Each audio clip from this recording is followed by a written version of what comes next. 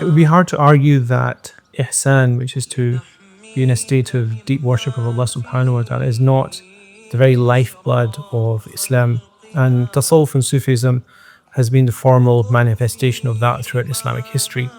But as you know, there's been lots of instances in Islamic history where great scholars have questioned practices, beliefs, tenets amongst the Tariqahs. And this came to a head at the time of Sidi Ahmed al-Zarrūq, in which he essentially decided to address this issue head on and to look at the cultish behavior, the superstitious behavior, and this tendency amongst the Tariqahs not to adhere to the outward forms of the Quran and the Sunnah of the Prophet ﷺ.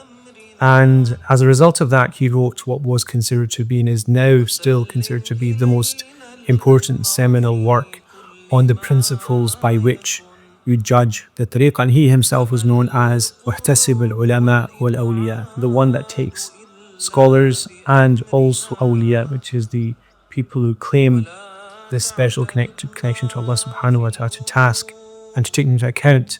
And as a result of that, he wrote al-Qawa'id al-Tasawwuf, which is I consider to be one of the most important works in the Islamic library, for the simple reason that it protects and preserves this whole quality of ihsan, to worship Allah subhanahu wa ta'ala as if you see him, and if you cannot see him, then indeed he sees you. He set down the boundaries for that, the principles, the terminology, and also the practices that should be accepted and not accepted, and also how to identify charlatans and claimants to the path who have nothing to do with the path as well.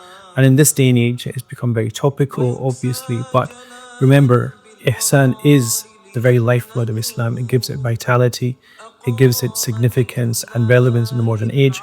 So I'll be doing a 12-week course on this, covering this book cover to cover, inshallah, in detail, and looking at what Imam Ahmed al-Zarrūq has to say about what is one of the most important issues of our age, because a sound spirit leads to a sound body leads to a sound community, and a sound community can face up to the challenges that it has. And the Ummah, as you know, has many challenges.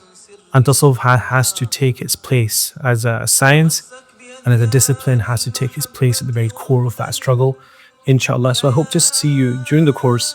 So a 12-week course, live sessions every week with Q&A, with the student forum, and also a 1-year catch-up for people that miss the live sessions as well. Inshallah, hope to see you there. Assalamu alaikum wa rahmatullahi wa barakatuh.